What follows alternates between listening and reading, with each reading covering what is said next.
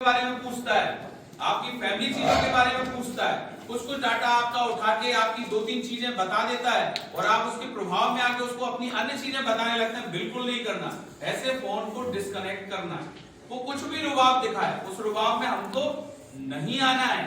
यही तरीका है डिजिटल अरेस्ट से बचने का। और तत्काल उसके बाद आप पुलिस से संपर्क कर सकते हैं। आप जानते हैं वर्तमान में पुलिस से आप कैसे संपर्क कर सकते हैं। शासन ने बहुत बहुउद्देशीय पायलट प्रोजेक्ट चला रखा है, डायल 100 नंबर लगाकर आप कहीं से किसी भी वक्त पुलिस से संपर्क कर सकते हैं, अपनी समस्या बना सकते हैं। तो ये 100 नंबर आप याद रख लीजिए। महिलाएं चाहें तो उनके लिए महिला हेल्पलाइन चल रही है, बच्चियां जानती हैं।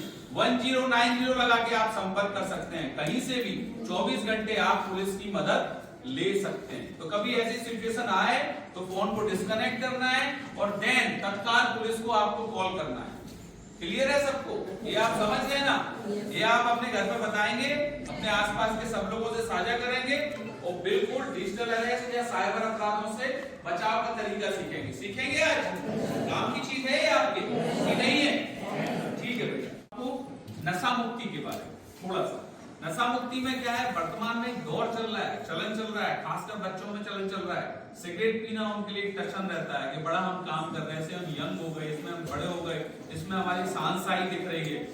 ठीक है, पुड़िया खाना, किसी भी तरह के अन्य मादक पदार्थ, चाहे गांजा हो चाहे स्मैक हो, इन सब का सेवन करना। इवन वर्तमान में तो जो दवाएं होती है, दवाएं आप जानते हो, एच कैटेगरी की कुछ दवाएं, एच कैटेगरी मतलब ये प्रतिबंधित दवा है जो केवल डॉक्टर अपने पर्चे पे लिख सकता है मरीज को, तब मरीज उसका उपयोग करेगा। लेकिन ऐसी एच कैटेगरी की दवाओं का वर्तमान में आपके मादक पदार्थों के रूप में उपयोग हो रहा है। जैसे फॉर एग्जांपल कोरेक्स की दवा सबने देखी, खांसी की दवा है, उसमें अल्कोहल होता है, शराब में भी अल्कोहल होता है, तो लोग कोरेक्स पी जाते हैं।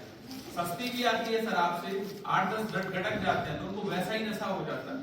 कई लोग आयोडेक्स होती है, आयोडेक्स को ब्रेड में लगाते हैं और खा जाते हैं। तो अपन जब आयोडेक्स को बाहर अपनी त्वचा पे लगाते हैं तो वो झंझनाहट पैदा करती है, वही झंझनाहट अंदर से उनको मिलती है तो उसमें भी नशा होता है, सुलोचन आता है, उसमें भी नशा होता है। लेकिन वो दवा है, लेकिन इंसान ने क्या कर दिया, उनका उपयोग कर लिया मादक पदार्थों के रूप में। तो ये मादक पदार्थ जिस घर में जो भी ले रहा है वो बिल्कुल दुर्गति की तरफ जा रहा है। अब खुद तो जा ही रहा है, अपने परिवार को भी ले जा रहा है, क्योंकि आपको आर्थिक नुकसान, आपको मानसिक नुकसान, आपके घर में कलेश हो रहा है। तो आप अगर आपके घर में ऐसा कोई है तो सबसे पहले तो आप उसको समझाएं।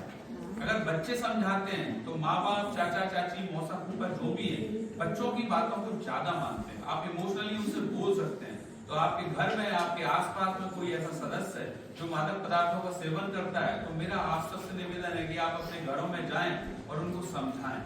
और अगर ऐसा नहीं है तो आप, अगर कोई बड़ा उनको बताना चाहता है तो आप उनको अगला माध्यम भी समझाएं कि अत्यधिक नशे का वो आदी है तो उसके लिए जगह जगह शासन ने या लोगों ने नशा मुक्ति केंद्र खोल रखे हैं। आप वहां उसको एडमिट करा सकते हैं, वहां से फायदा मिल सकता है। ऐसे व्यक्ति को इमोशनल टच देना पड़ता है थोड़ा सा, तो नशे से उसको छुड़ाया जा सकता है। तो आप एक तो खुद प्रण लें कि हम नशा नहीं करेंगे। करेंगे नशा? पक्का? सही बोल रहे हैं? नशे से आप लोग दूर रहें, खुद नशा ना करें, परिवार के अन्य सदस्य अगर नशा करते हैं उससे रोकें। ऐसे ही एक छोटी सी समस्या और आती है, हम लोग कई बार वहां होगा लेकिन बहुत चल रहा है डिजिटल अरेस्ट। डिजिटल अरेस्ट समझ गए होंगे आप लोग? नहीं समझे तो मैं समझाता हूँ। अरेस्ट का मतलब होता है गिरफ्तार करना। पुलिस को यह अधिकार है पूरे भारत में कानूनों के तहत, जब भी कोई अपराध घटित करता है तो पुलिस उसको गिरफ्तार कर लेती है और गिरफ्तार करके अपने लॉकअप में ले जाती है, वहां से कोर्ट में पेश कर देती है।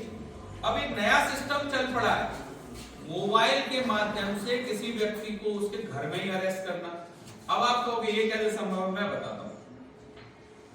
साइबर वर्ल्ड में लोग चुनते हैं, आपका डाटा बहुत जगह जाता है। जब आप शॉपिंग करते हैं, अपना फोन नंबर फिलअप करते हैं, कोई फॉर्म फिलअप करते हैं, आधार कार्ड के लिए फॉर्म फिलअप करते हैं, कंपनियां ये सब डाटा उठाती हैं और डाटा बिकता है। वो डाटा बिका हुआ हजारों की संख्या में नंबर पड़े हुए हैं साइट्सों पे, वो हैकर्स उन नंबरों को उठाते हैं। उनमें से ऐसे लोगों को चुनते हैं जो थोड़ा सा ज्यादा एज के हैं या जो थोड़ा सा कम एज के हैं, परिपक्व नहीं है, तो उन लोगों को चुनते हैं। अब उनको फोन आएगा एक, हेलो मैं डीएसपी फलाना बोल रहा हूं, आपका बेटा हमने अरेस्ट कर लिया है। आपका बेटा हमने अरेस्ट कर लिया है, पुलिस के पास है, उसके पास से 2 किलो गांजा मिला है, अब 5 किलो गांजा मिला है, या अफीम मिली है, या शराब मिली है, और आपका बेटा अब हम जेल भेजेंगे। तो जैसे बेटे के बच्चों का नाम आता है आदमी भड़बड़ा जाता है। फिर वो उसको क्या करेंगे, वीडियो कॉल करेंगे, वीडियो कॉल में वो पूरा सेटअप पुलिस का जमा के, पुलिस की ड्रेस लगा के, आप यूट्यूब पे डालेंगे तो आपको ऐसे वीडियो मिल जाएंगे, वो बैठे रहेंगे। सामने वाले को जब वीडियो कॉल आता है, वीडियो कॉल उठाता है, उसको यही लगता है कि हमसे पुलिस ही बात कर रही है, या हमसे कोई बड़ा अधिकारी ही बात कर रहा है और ये सही बात बता रहे हैं। तो वो ऐसा जमा लेते हैं, जिसको कॉल करते हैं उसको विश्वास हो जाता है कि मैं और मेरा परिवार वास्तव में संकट में है।